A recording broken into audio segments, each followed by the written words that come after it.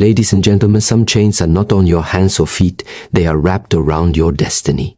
Today, with one simple act, you will break every curse, flush away every shadow, and open the gates for God to move in your life. Some chains are not on your hands or feet, they are wrapped around your destiny. They are invisible shackles forged from the whispers of envy, from the lingering weight of unspoken words, from the spiritual debris left behind by wounds you thought were healed. You carry them without even realizing it. They manifest as repeated disappointments, sudden losses, constant blockages, and an unshakable heaviness in the soul. These are not coincidences. They are not simply bad luck. They are the fingerprints of spiritual interference, curses, negative intentions, and binding energies that quietly choke the life out of your potential. The first step to freedom is recognizing that these forces exist and that you are not powerless against them. For too long, people accept their pain as normal, thinking they are destined to struggle, unaware that destiny can be rewritten the moment they stand up in spiritual authority. Your life is not meant to be a cycle of defeat. But cycles break only when you confront them directly, not with fear, but with intention, faith, and action. This is where the physical and the spiritual meet. Throughout human history, people have understood that the physical world is a mirror of the unseen. A simple act, when charged with focused intention and unshakable faith, can echo in realms you cannot see. Salt, for example, is not just a kitchen ingredient, it is one of the oldest spiritual tools known to man. It purifies, preserves, and declares protection. It is a covenant mineral, a reminder that what is cleansed stays cleansed, that what is preserved will not decay, and that what is covered will be shielded. But understand this clearly. Salt by itself has no power to break a curse. It is your faith, your spoken authority, and your alignment with divine truth that give it power. The salt becomes a vessel for your declaration, a symbol of your decision to release what no longer belongs in your life. That is why, when you take salt in your hands and drop it into the water of your toilet, you are not doing something random or superstitious. You are performing a declaration in the physical world that mirrors your spiritual resolve. Every curse, every chain, every lingering darkness in my life, I flush you away now, never to return. You are sending a clear, non-negotiable message to the unseen world that your spirit, your home, and your destiny are no longer open doors for darkness to enter. And when you do this with faith, you create a shift. You begin to see situations untangle. You feel a lightness in your atmosphere. Doors that were closed begin to open. It is not because the salt is magical, but because the act has aligned your heart, your voice, and your intention with the authority God already placed within you. You have to understand, curses only hold power when you remain passive. The moment you move, the moment you declare, the moment you act in alignment with divine law, the chains begin to fall. So today, do not treat this as a ritual for curiosity. Treat it as a spiritual turning point. As you watch the salt dissolve and disappear into the water, see it as every negative word spoken against you being erased, every generational chain snapping, every shadow fleeing from the light. And as you flush, believe with your whole being that God is already moving, already shifting, already rewriting your story.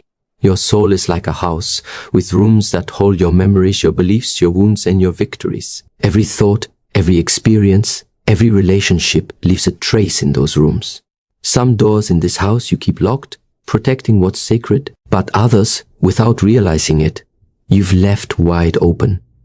And those are the doors curses and negative energies slip through. They don't announce themselves with loud knocking. They enter quietly, taking root in unhealed pain, in moments where you doubted your worth, in the bitterness you've carried for years. These open doors might look like patterns you've normalized, trusting the wrong people again and again, finding yourself in the same kind of heartbreak, losing opportunities just when they were within reach, or living with a constant undercurrent of fear. It is not simply that life is hard. It is that some rooms in your spiritual house have been left unguarded. Every person you meet, every place you go, every word you speak leaves a spiritual exchange. When you allow toxic people to stay close, when you engage in conversations drenched in jealousy or gossip, when you hold on to relationships that God has already told you to release, you are essentially leaving your door wide open. A curse doesn't always come from a stranger. Sometimes it comes through those you love, but who carry spiritual poison. The enemy doesn't always storm your gates with force. Sometimes he's invited in as a guest, and once inside, his influence begins to seep into the walls of your soul, making you feel small, hopeless, and powerless. But there's a truth you must remember. Your house, your soul, your life, they are yours to guard. You have the right to close those doors and seal them permanently. This is why the act of putting salt in the toilet is more than just symbolic cleansing. It is also about declaring the end of access. Salt, in its ancient use, was spread across thresholds and doorways to mark a boundary. No evil shall pass here. When you drop salt into the water, you are doing more than breaking a curse. You are sealing the openings it once used to enter your life. You are telling the unseen world, this ground is no longer yours to walk on. And here is the power you must embrace. When you close one of those doors in your spirit, it does not matter how long the curse has been there or how deep its roots, it can no longer stay. Darkness has no legal right to dwell where it is not invited. But the closing of these doors requires more than the act itself. It demands that you no longer tolerate what once kept them open. This means removing yourself from toxic environments, ending harmful conversations, cutting ties with people who drain your spirit, and refusing to repeat old patterns. The salt in the toilet is the outward declaration, but the sealing of your spirit is the inward work. One without the other leaves the job incomplete. This is why you must combine the two, the action in the physical and the resolve in the spiritual. Only then will the doors close for good, and only then will you stand in the full authority God gave you to live curse-free, fear-free, and unshakable. And when the doors are closed, when the boundaries are set, you will watch as the atmosphere of your life changes. Peace will settle in, opportunities will flow without the sudden blockages, and you will finally feel a freedom that was meant to be yours all along. Throughout the ages, humanity has understood that there is a connection between the physical and the spiritual. Great civilizations, prophets, and sages used physical acts as a way to confront invisible forces. This is because the spiritual realm responds to action, not just thought.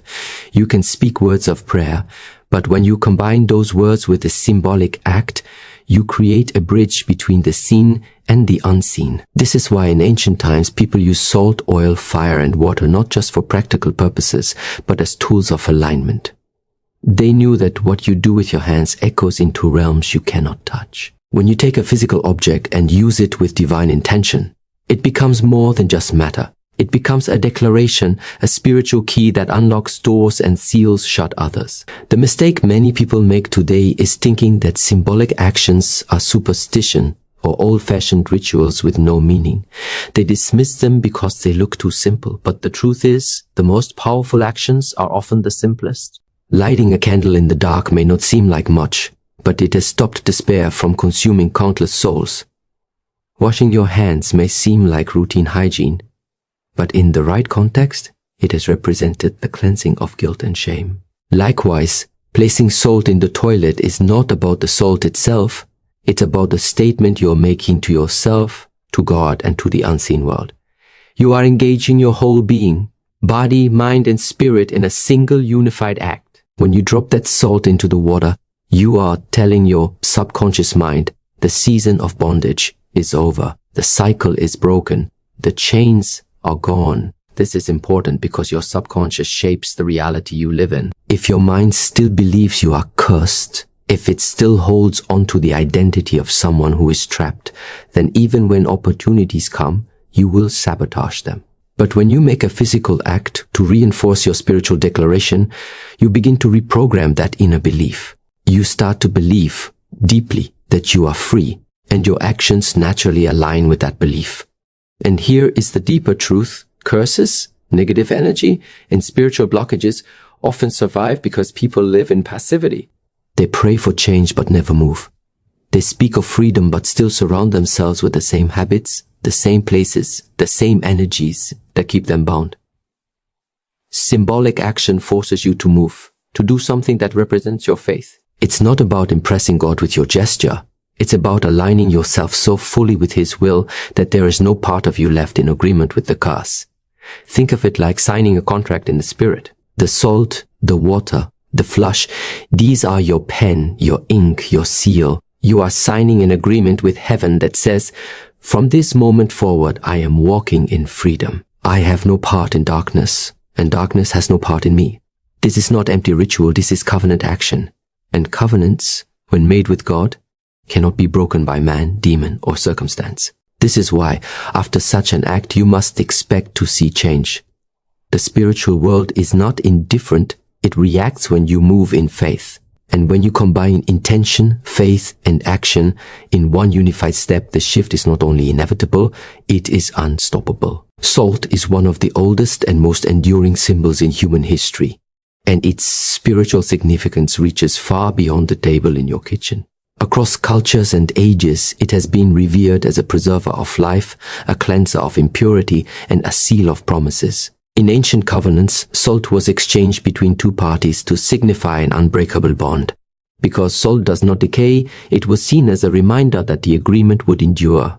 In the spiritual sense, salt represents permanence, protection, and purity. When you use it with intention, you are invoking these qualities into your life. You are saying, I will preserve my peace, I will protect my spirit, and I will purify my path.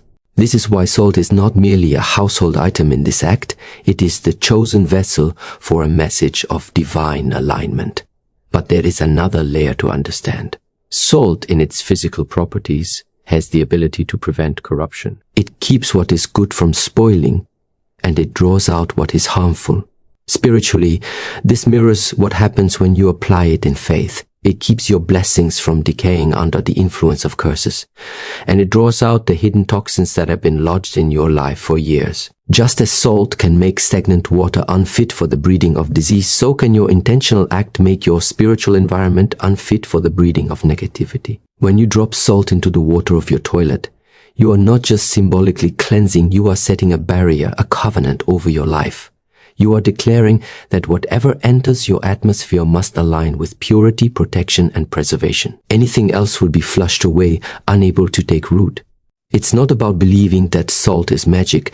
It's about believing that God uses the simple things to shame the forces of darkness. It is about understanding that obedience to spiritual principles carries more power than the most elaborate rituals performed without faith. You must also see this as a moment of covenant with yourself. Too often, people perform acts of spiritual cleansing only to return to the same toxic environments, the same harmful relationships, and the same destructive habits. This is like pouring clean water into a dirty glass. No matter how pure the water, it will become polluted if the container is not cleansed. When you use salt in this way, let it be the moment you say, I will no longer contaminate my spirit with what I know is poison. Let the salt stand as a witness that you have chosen to protect your inner atmosphere from every form of decay. This is why it matters that salt is stable, that it does not lose its nature easily. In the same way, your decision to break a curse and seal your life against negativity must be unshakable. You cannot waver between freedom and bondage, between light and darkness. Once the salt is released and the water carries it away, that is the moment you decide there is no turning back. This is a line drawn in the sand of your spirit, a permanent shift in your identity. And here lies the beauty. When you honor that covenant, the spiritual world responds.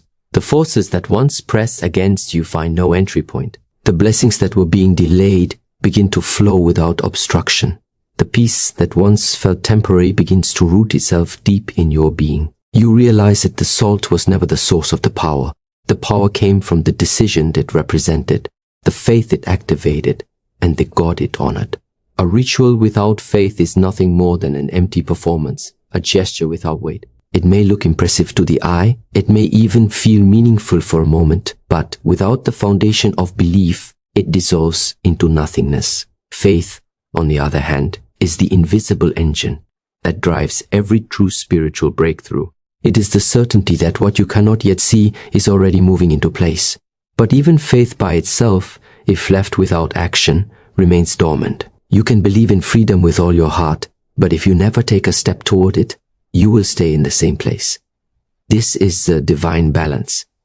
Faith gives birth to action, and action breathes life into faith. Together they form the unstoppable force that breaks every curse and opens the floodgates for God's movement in your life. When you hold salt in your hand with the intention of cleansing your life and breaking every curse, you are engaging more than a simple act. You are declaring through action the faith you carry inside. You are saying to yourself, to heaven, and to the unseen world, I believe so deeply in my freedom that I will perform this act as a physical confirmation of what I already know in my spirit. It is no longer just a thought or a hope. It becomes a step, a movement, a decision. Faith is the wind, action is the sail. Without one, the other cannot take you anywhere. This is why some people pray for years without seeing change. Not because God is ignoring them, but because they never step into the waters of obedience.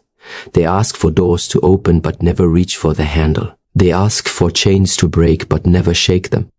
When you put salt into that water, you are not waiting passively for the chains to fall. You are rattling them yourself, declaring by faith that they have no right to remain. You are showing God that you are ready, not just in word but in deed, to step into the new season He has prepared for you. The spiritual world operates on principles of agreement. When you combine your faith with an act of obedience, you are entering into agreement with heaven's will. That agreement carries weight. It sends a signal to the forces of darkness that you are no longer neutral, no longer passive, no longer living in quiet acceptance of the curse. You have taken a stand. And in the spiritual realm, a stand taken in faith is more terrifying to darkness than any threat or weapon. This is why you must perform the act with focus. Do not let your mind wander as you drop the salt into the water. Do not do it mechanically, as if ticking off a box. Look at that salt and see every curse it represents. Feel the weight of every blockage, every loss, every disappointment that has clung to you, and as it hits the water, declare with your mouth and believe with your heart that those things are being dissolved and flushed away, never to return. Speak over it. Seal it in prayer. Let your words and your faith join your actions so that all three, intention, belief, and movement, collide in one moment of spiritual authority. When faith and action meet, the shift is not gradual, it is immediate in the unseen realm. You may not see the results in an instant, but the chains will already have been broken. From that point forward, you are not hoping for freedom, you are walking in it. And as you walk, you will watch God move, not because of the salt in your hand, but because of the faith in your heart and the boldness of your step. No curse, no spoken word of darkness, no hidden scheme of the enemy has authority over your life unless you give it permission. This is a truth most people overlook, living as though they are helpless victims of forces they cannot control. But the reality is that you have been given spiritual authority, a position in which your words, your decisions, and your alignment with God carry the power to dismantle every assignment formed against you. The danger is not in the curse itself. The danger is in believing you are powerless to break it. Curses feed on fear, passivity, and agreement. If you accept them, if you live in silent submission to them, you give them the legal right to remain. But the moment you stand up and declare, "This ends now," their power begins to crumble. Authority is not something you earn after years of suffering. It is something God placed within you from the moment you were created. You were never meant to walk this earth as prey. You were meant to walk as a carrier of light, a representative of divine power. When you act to break a curse, you are not asking permission from darkness. You are exercising the right that was already yours. Just as a police officer does not beg a criminal to stop but enforces the law, you do not beg a curse to leave. You enforce your freedom with the authority given to you. When you take salt in your hand with the intention of cleansing and declaring, you are wielding that authority. You are making a spiritual announcement. Every chain, every dark word, every assignment against me is now under my command to be removed. This is not arrogance. It is alignment with the truth that the one who created you has placed his power within you. The salt becomes the visible sign of your invisible authority. When it hits the water, you are not simply hoping for change, you are commanding it. But authority must be backed by conviction. If you speak against a curse while still believing deep inside that it has the upper hand, your words lose force. This is why before you act, you must anchor your spirit in the reality of who you are in God. You are not cursed. You are chosen. You are not bound. You are free. You are not at the mercy of unseen forces. You carry the one who has mercy over all creation. From this position, when you act, the spiritual realm recognizes the authority in your voice.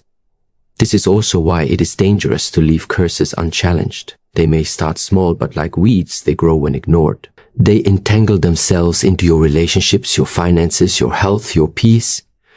You may think you can live with them, but they will eventually choke out the blessings meant for you. Authority is the act of cutting them out before they take root any deeper. And that authority is not passive, it is active, decisive, and final. When you drop the salt, speak as one who is issuing a decree, not making a request. Say, I command every curse to be broken, every dark chain to be dissolved, and every lingering shadow to leave my life now in the name of the Almighty. The spiritual world responds to the language of authority. Once the act is done, you walk away knowing that the curse has no right to return. And if it tries, it will find the door barred and the territory claimed. This is how you live, not in constant fear of being attacked, but in the confidence of someone who knows their ground is defended, their spirit is covered, and their destiny is untouchable. Breaking a curse is not only about removing the weight you feel today, it is about dismantling the very pattern that allowed it to settle in the first place. Too many people focus only on immediate relief, the desire to feel lighter, freer, and at peace in the moment. But if you stop there, you leave the door open for the same cycle to return. Curses often work like loops, repeating themselves through different seasons of your life. You may break free for a while, but if you do not address the root, the same kind of setback, heartbreak, or loss will find its way back to you in another form. True spiritual freedom is not just escape, it is transformation that seals the path behind you so the past cannot follow. Cycles are dangerous because they disguise themselves as coincidence. You may think it's just bad timing that your opportunities collapse right when you are about to succeed, or just unfortunate luck that every relationship ends in betrayal, or just personal weakness that your health fails when your spirit is finally lifting. But patterns that repeat with precision are not random. They are evidence of an underlying spiritual mechanism.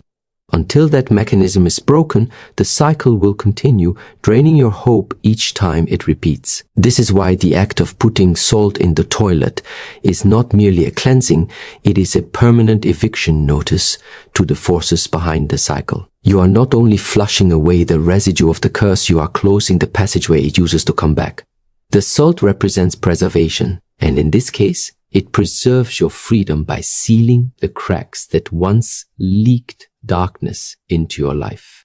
When you do this with intention, you are saying, I will not only be free today, I will remain free tomorrow, next month, and for the rest of my life. Breaking the cycle also requires awareness of the habits, environments, and connections that fed it.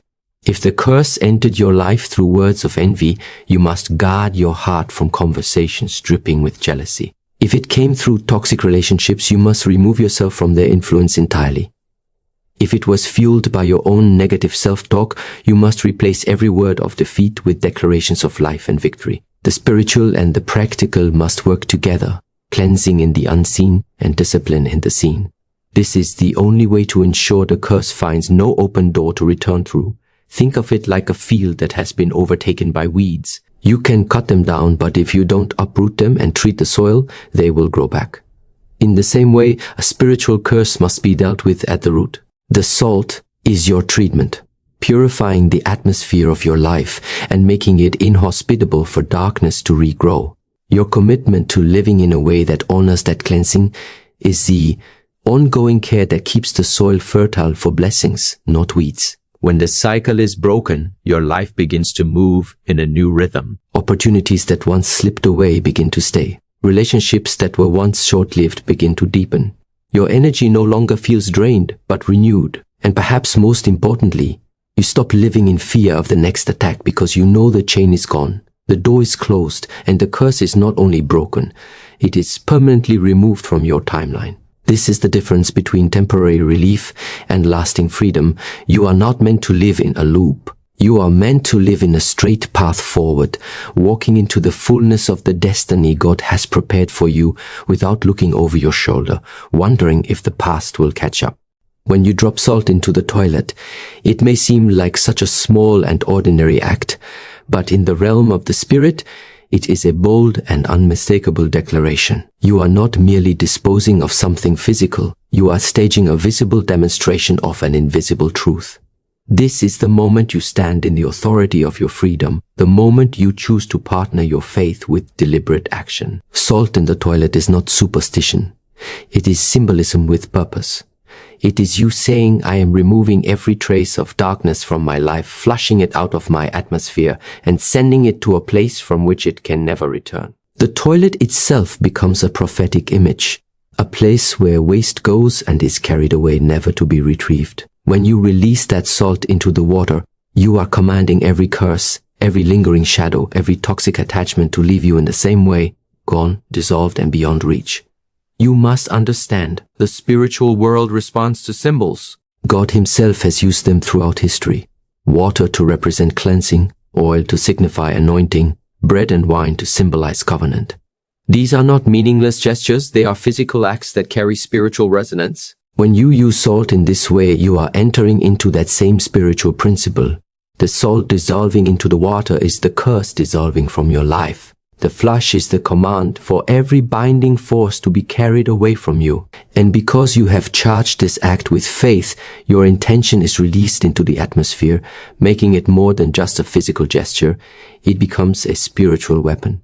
As you do this, you must speak life over the action. Do not remain silent. Your words are the keys that lock the door to the enemy's return. Say out loud, I break every curse over my life. I dissolve every chain. I cleanse my home. I cleanse my spirit. I cleanse my destiny. No darkness can stay. No shadow can return. I am free, and my freedom is permanent. These words are not just for you to hear, they are for the unseen realm to witness. You are addressing both heaven and hell, making your stance clear and your boundary unshakable. It is also important to visualize as you act. See in your mind every situation that has felt cursed, the relationships that always end in betrayal, the finances that always seem blocked, the health that never seems to recover, the opportunities that always slip away. Imagine them dissolving into the water like the salt in your hand. See them lose their form, lose their grip, lose their power. Then watch them be carried away, completely out of reach. This is not imagination for the sake of fantasy. It is directing your spirit's focus toward the outcome you believe for. Some will say it is just a simple act with no real power, but they do not understand the laws of the spirit. Faith turns ordinary acts into extraordinary moments. God can use a rod to part a sea, a stone to bring down a giant, mud on ice to restore sight. It is never about the object itself. It is about the obedience and belief of the one who acts. In the same way, this act with salt is a vessel for your obedience and a declaration of your belief. When the act is done, do not look back. Do not second guess whether it worked. Do not keep checking for signs of the curse's return. Walk away knowing that what you declared has already taken place in the unseen, and it will manifest in the seen. From that moment forward, your posture changes. You no longer live as someone trying to get free, but as someone who is already free, guarding their territory and walking forward into the life that is now open before them. The act may be simple, but the outcome can be extraordinary, because the moment you align your faith, your words, and your actions, you set in motion a chain of events in the spiritual realm that cannot be undone. This is where you stand back and watch God move, not because you have manipulated him with a ritual, but because you have positioned yourself in agreement with his power, his promises, and his authority over your life. The salt in the toilet is only the physical trigger. What truly shifts everything is the posture of your heart and the clarity of your declaration. God responds to faith, and faith is proven not by feelings but by action. When you acted, you stepped into a space where heaven could move freely on your behalf. God does not need elaborate ceremonies to break chains. He needs your willingness to believe him enough to act. He can use the smallest act of obedience to dismantle the strongest fortress of darkness. Just as he used a shepherd boy's sling to bring down a warrior giant, he can use a handful of salt in water to end a generational curse. The greatness is not in the salt or the sling. It is in the God who works through them. Your act tells him, I trust you. I am ready. I have shut the door to the enemy and opened the door for you to work. And when God moves, he does not just address the surface issue. He reaches into the deep roots, pulling out every hidden seed of destruction and replacing it with seeds of blessing. This is why after the act you must stay expectant. Expect to see patterns shift. Expect the atmosphere in your home to feel lighter. Expect conversations to change, opportunities to appear, relationships to heal, and closed doors to swing open. Do not let doubt creep in when the first winds of change start blowing. The curse may have been operating for years, but the moment you acted in faith, its hold was broken. What follows is the unfolding of the freedom you already claimed. Watching God move also means being ready for Him to clear out what you did not know was harming you. Sometimes, after breaking a curse, certain people may distance themselves, certain plans may fall apart, or certain opportunities may close. At first you may feel loss, but understand this is part of the cleansing. God removes what is not aligned with your new season. He strips away the attachments that would have reopened the door for the curse to return. Trust His hand, even when it feels like subtraction, because what He removes is making space for what He will add. And as His movement becomes visible, your responsibility is to guard the freedom you have received. Keep your words pure, because curses often find entry through the tongue. Keep your environment clean, because atmosphere matters in the spirit. Keep your connections holy, because the wrong alliances can reopen old wounds. This is not about living in fear of the curse returning. It is about living in the wisdom of someone who knows the value of what they carry. When you watch God move, you realize the salt was never the real power. It was simply the starting signal for heaven to unleash what was already prepared for you. You see His fingerprints in the timing of events, in the peace that settles over your mind, in the sudden opportunities that arrive at just the right moment. You understand that breaking the curse was not just about removing something bad, it was about making room for something far greater. And that is the ultimate reward. Living each day as proof that the chains are gone, the shadows have fled, and the hand of God is actively shaping your future. From this moment forward, you no longer live under the weight of what was. You live in the fullness of what is and the promise of what's to come. Freedom is not an accident, and it is never the result of chance. It is the outcome of choice, of intention, and of alignment with the one who holds all power. Today, you have not only learned the truth about curses, you have confronted them. You have taken the authority that was always yours, sealed it with faith, and acted in the physical to declare victory in the spiritual. The salt in your hand was not the source of the power, it was the sign of your decision. And when you made that decision, heaven heard it, darkness felt it, and your future shifted. The chains that once defined you are no longer your identity. The patterns that once held you are now broken cycles, unable to repeat. The doors that were once open to darkness are sealed shut, and the gates of blessing are swinging wide. You do not leave this moment as the same person who began it. You leave as someone who has flushed away the residue of the past and stepped into a territory that is guarded, cleansed, and claimed in the name of God. But remember, freedom is not something to visit, it is a place to live. Guard it with your words, your actions, and your choices. Protect it from the influences that would try to reopen what has been closed.